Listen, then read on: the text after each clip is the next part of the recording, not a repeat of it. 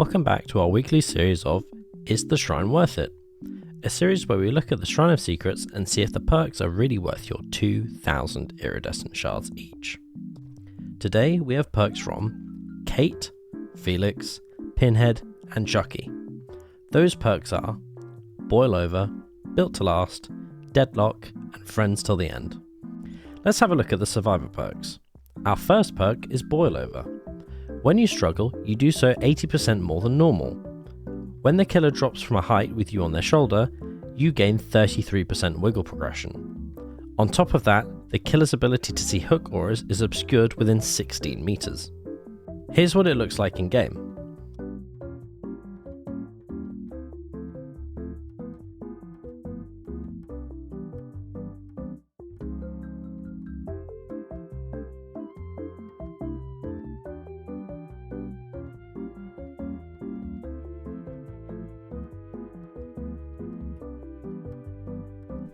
Boil Over is a super good perk, and it can slot both into wiggle builds and just be run by itself.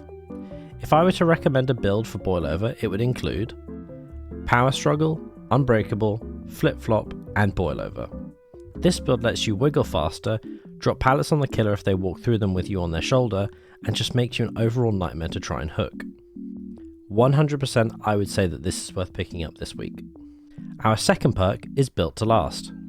After hiding in a locker for 12 seconds with a depleted item, you gain 99% of the charges back. Each time you do this, your charges refill 33% less. This is what it looks like in game.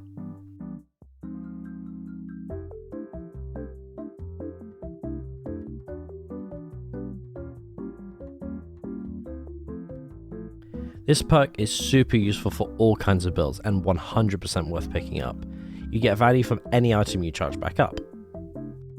Let's have a look at our killer perks. The first one we have is Deadlock.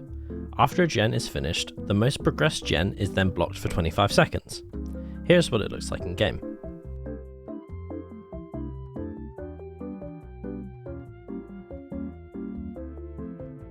This is a really meta perk and slows gen rushing down really well.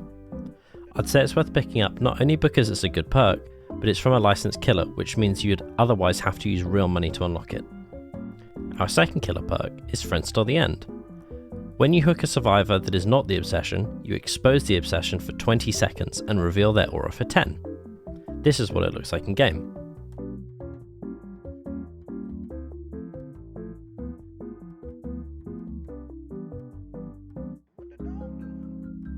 Another meta perk that pairs really well with Lethal Pursuer, which will give you extra reveal time. For sure something worth picking up, not just because it's good, but again, because it's from a licensed killer that you'd otherwise have to spend real money to unlock. To recap, all the perks today are really worth picking up with your shards. But always remember, with non-licensed characters, it's normally much better to buy the full character.